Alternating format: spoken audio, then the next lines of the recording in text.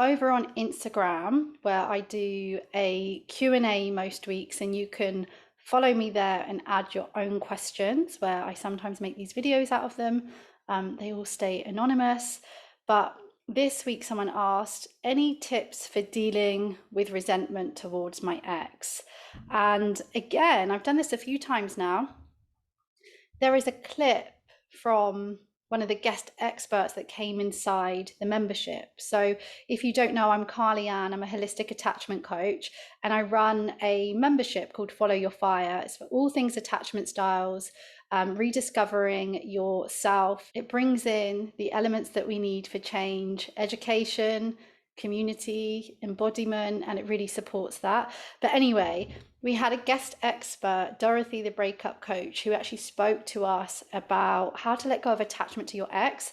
And someone asked in that live session about resentment, and I really loved her answer. So I'm going to share that with you here and hope that you find it useful. If you've got any further questions, put them below.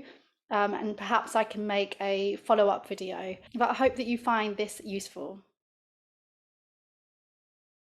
Somebody asked a next question, which was on my list of questions.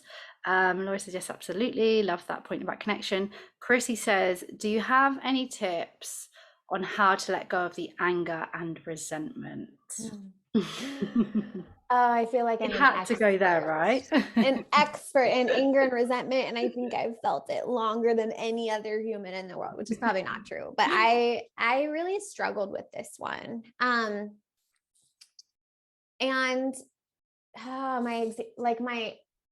this might be long-winded. So go for it. So anger and resentment, letting go, when you say the words how to let go of anger and resentment, please know that forgiveness is what that definition is. To forgive is defined as letting go of anger and resentment.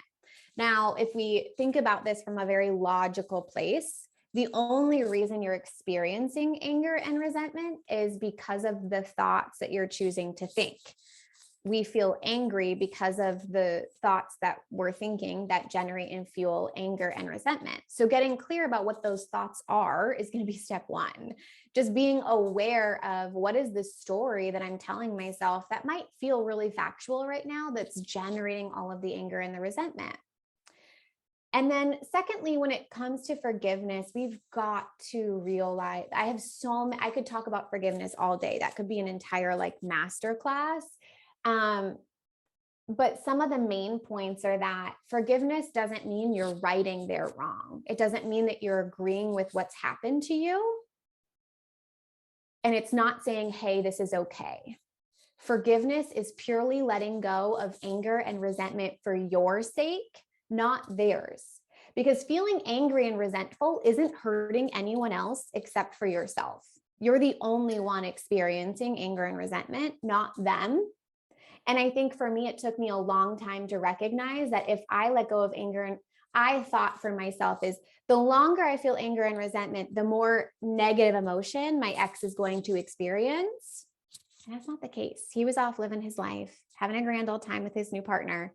I was the one that was suffering because I was choosing to hold on to those stories that generated so much anger and so much resentment for me. And then the second thing that I want to say about forgiveness, again, I could go on all day about it, but a really important thing to remember about forgiving is that it's a decision and a process. You have to decide to forgive, and then you're going to be reminded and things are going to come up and you're going to have to process the forgiveness again. It's going to be like you'll be constantly redeciding to forgive until you've really solidified the new stories for yourself.